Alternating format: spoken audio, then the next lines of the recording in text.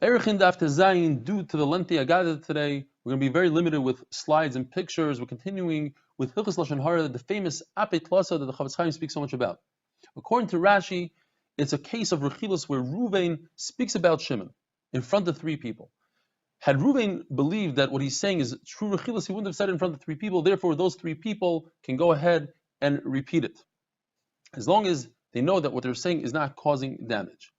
If a person eats a really good meal by somebody, it's also for him to go out in public and announce what a great meal he had. There's a number of reasons given. First of all, it can cause other people to come and want to eat there, and the person will lose everything he has, or it'll cause thieves to come and rob that house, or it'll cause the government to come and tax them. It's also to talk good about another person, because through the good, and this is avak lashon hara, through the good, eventually you will speak, or you'll cause other people to speak bad about the person. You'll say everything is great, but he has this one flaw. There are 7 things that tzaras comes upon a person. The famous one is lashon hara. It also comes for shvichas damim and gilui arayis, for murder and gilui arayis. Shvuah shav, false swearing, and gezel, haughtiness, and tzaras ayin. That is, if a person has things to lend out, but he doesn't want to lend them, he tells people he doesn't have it, eventually he'll have tzaras in the house, and he'll have to remove everything from his house, and people will see what a liar he was.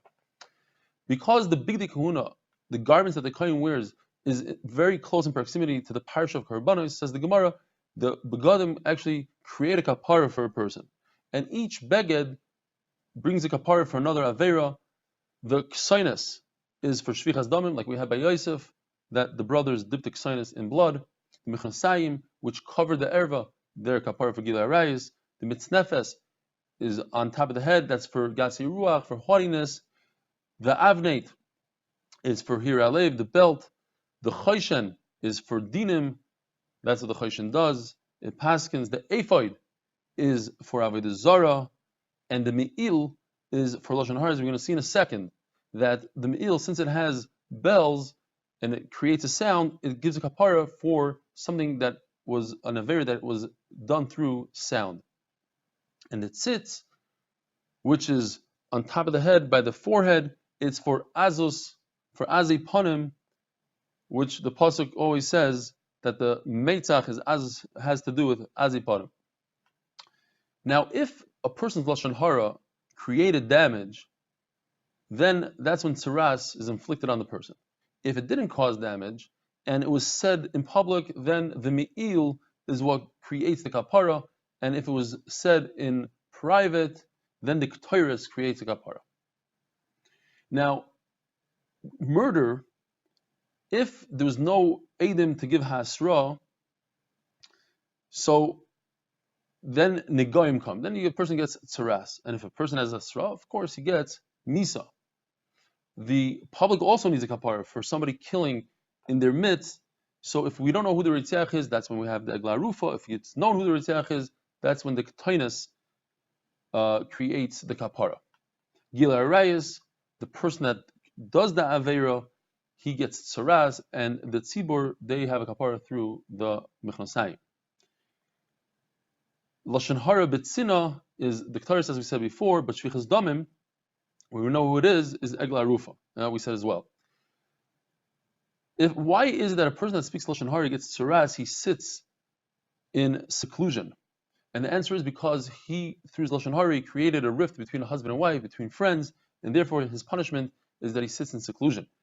He brings birds as a carbon for his tzaras, because birds chirp, they make noise, and his avera was a noisy avera.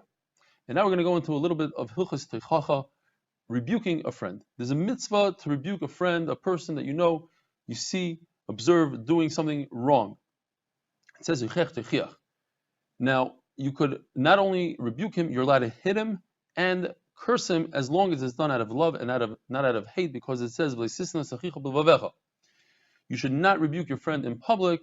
Reb Tarfon said, I wonder if there's anybody in our generation that knows how to accept rebuke. And Reb Elazar ben Azari said, I wonder if anybody in our generation knows how to give the rebuke with love. As Rabbi Yochanan ben Nuri would give rebuke to Rabbi Kiva, and Rabbi Kiva said that, or Rabbi Yochanan ben Nuri said, I added a lot of love to my rebuke. The Gemara talks about a concept called anava shalei lishma. A person is acting with he's humble shalei lishma, not for the right reason. But Rashi explains that it means that he doesn't want to give rebuke to his friend because he's scared that his friend is going to hate him for it.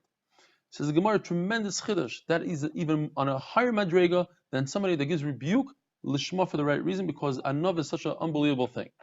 The Gemara gives an example where Rav Huna, amazing story, would hit Rav Chia by Rebbe, and Rav Chia by Rebbe complained to Shmuel, and Shmuel told Rav Huna, stop hitting him. So he stopped. As soon as Rav Chia by Rebbe walked out, Rav Huna said, you know why I hit him? Because he does such and such. So Shmuel said, so why didn't you say it in front of him?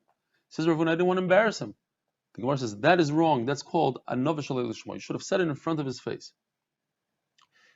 Up until what point are you mechuyev to give rebuke? When do you realize that it's enough? Three-way machlekes: either when the guy hits you back, or when he curses you out, or when he gets really upset at you. There's a concept that when you stay by somebody, you go to another city, stay by somebody's house, you're not allowed to use somebody else for hospitality. You have to go back to that person. What's the gather? When can you move to somebody else's place? When the guy beats you up, or when the guy takes your stuff and is about to chuck it out the window, then, and here, this is one of the most interesting Gemaras of all time, when the guy beats your wife, if he hits your wife, then, according to Rav, you have the right to move because you might get into a fight with the guy. According to Shmuel, no, you don't have a right. Because, since he didn't hit you, you might not be that upset. Unbelievable Gemara, it needs explanation. There's a few pirushim on that. And why is it that you can't move to another hospitality spot? It's because you will create a b'gima. People might talk about the host and say that something's wrong with him and on yourself. Now, there's a halacha that a person should always do the same trade as his forefathers. And finally, for today, what is considered yisurim? What's the minimum that somebody goes through, and we could call it has the name yisurim? And the Gemara gives a few examples. For instance, if somebody has a custom garment made and it doesn't fit him well, that's yisurim. According to the Bezeira, it's if somebody intended to pour hot water and it was cold water, or if he put on his clothing and he found out that it was inside out, that's yisurim, which are mechaper avodas. And according to Rava, the famous Rava, if a person puts his hand in his pocket to pull out 3 coins and he pulls out 2 instead, that is yisurim. And somebody that didn't have yisurim for 40 days, says the Gemara, he gets his world, kibul eilamai, his menucha is forever. And in Arachin Daf he said the opposite. If he doesn't have yisurim for 40 days, he should know that something bad might happen to him. Have a wonderful day.